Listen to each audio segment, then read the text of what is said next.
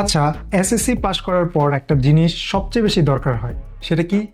অনেকেই বলবেন কলেজে ভর্তি হওয়া, নতুন বই কিনা কিংবা কোচিং শুরু করা। কিন্তু আমি বলবো এসএসসি পাশ করার পর একটা পার্সোনাল কম্পিউটার প্রায় এসেনশিয়াল হয়ে যায়। কারণ এখন শুধু বই পড়ে ভালো রেজাল্ট করলেই হয় না, নতুন কিছু স্কিলও শিখতে হয়। কেউ এক্সেল শিখছে, কেউ ডেটা এন্ট্রি শিখছে, কেউ কোডিং শিখছে, কেউ এসইও শিখছে, আবার কেউ কন্টেন্ট রাইটিং কিংবা গ্রাফিক ডিজাইন শিখছে। আর এসব শেখার জন্য একটা কম্পিউটার থাকাটা প্রায় বাধ্যতামূলক। কিন্তু এখানে একটা সমস্যা আছে, ডেস্কটপ কম্পিউটার সব জায়গায় নিয়ে যাওয়া যায় না। বাসা থেকে কলেজ, লাইব্রেরি কিংবা বন্ধুর বাসায় প্রজেক্টের কাজ করতে গেলে ডেস্কটপ তো সঙ্গে নেওয়া সম্ভব না, তাই না? আর ঠিক এই জায়গাতেই একটা ল্যাপটপ অনেক বেশি প্র্যাকটিক্যাল হয়ে যায়।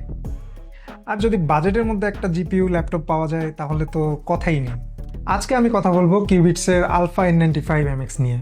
এটা কোনো হাই এন্ড গেমিং ল্যাপটপ না, তবে যার এসএসসি পাস করার পর নতুন কিছু শেখার পরিকল্পনা করছেন তাদের জন্য এটা একটা দারুণ চয়েস হতে পারে। এই ল্যাপটপের সবচেয়ে বড় আকর্ষণ হলো এখানে আছে NVIDIA GeForce MX 330 dedicated GPU.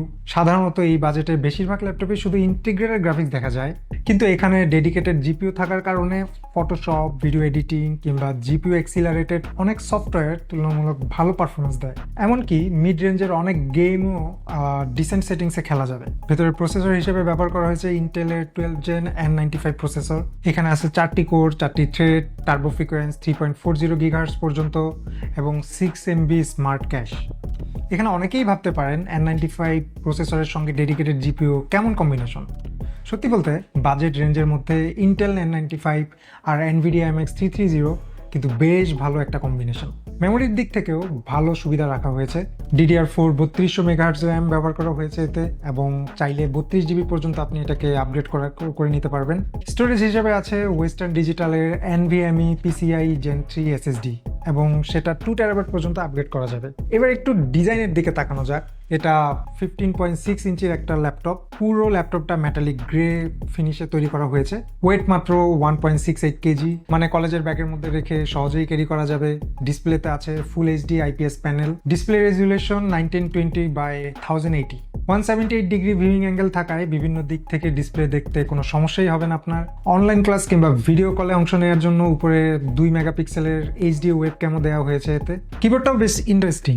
এখানে ফুল সাইজ ব্যাকলিট কিবোর্ড আছে।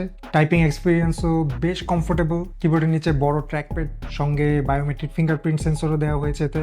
আর পোর্টের ক্ষেত্রেও কোনো কমতি রাখা হয়নি। USB 3.2, USB 2.0, Type-C, HDMI, audio Jack এবং মেমোরি কার্ড স্লট সবই থাকছে এতে। ব্যাটারির কথা বললে নর্মাল ব্যবহারে প্রায় 3 থেকে 3.5 ঘন্টা ব্যাকআপ পাওয়া যাবে, আর গেমিং করলে এটা পাবেন হচ্ছে 1.5 থেকে 2 ঘন্টা পর্যন্ত ব্যাকআপ। সব মিলিয়ে এসএসসি পাস করার পর যদি আপনি নতুন কিছু শেখার পরিকল্পনা করেন তাহলে একটা পার্সোনাল কম্পিউটার আপনার জন্য অনেক বড় একটা ইনভেস্টমেন্ট হতে পারে। আর যদি সেই কম্পিউটারটা এমন হয় যেটা কলেজে নিয়ে যেতে পারবেন, বাসায় ব্যবহার করতে পারবেন, নতুন স্কিল শিখতে পারবেন, আবার প্রয়োজন হলে কিছু গেমও খেলতে পারবেন, তাহলে সেটা আরো ভালো, তাই না? কিউবিটস আলফা N95MX এর 8GB র্যাম এবং 128GB NVMe SSD ভেরিয়েন্টের দাম রাখা হয়েছে 34,999 টাকা। সঙ্গে থাকছে লাইফ টাইম সার্ভিসিং ওয়ারেন্টি, 3 বছরের ব্র্যান্ড ওয়ারেন্টি এবং 45 দিনের রিপ্লেসমেন্ট গ্যারান্টি। তাই এসএসসি পাশের পর যদি নিজের জন্য প্রথম ল্যাপটপ কেনার কথা ভাবেন তাহলে এই ল্যাপটপটা একবার দেখে নিতে পারেন। চলে আসুন আমাদের এক্সপিরিয়েন্স সেন্টারে। আমাদের ঠিকানা হচ্ছে Mirpur shopping centre, level 11, Mirpur 2, Dhaka.